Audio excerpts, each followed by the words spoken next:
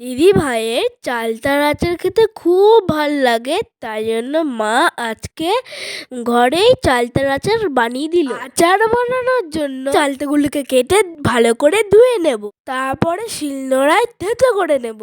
মশলার জন্য মৌরি ও ধনে কড়াইয়ে ভেজে গুঁড়ো করে নেব। এরপর চালতাগুলোকে নুন আর হলুদ মাখিয়ে রাখবো। এরপর কড়াই খানিকটা তেল দিয়ে শুকনো লঙ্কা ও তেজপাতা ফোড়ন দেব। এরপর চালতাগুলোকে কড়াইয়ে দিয়ে ভালো করে নেড়ে নিতে হবে।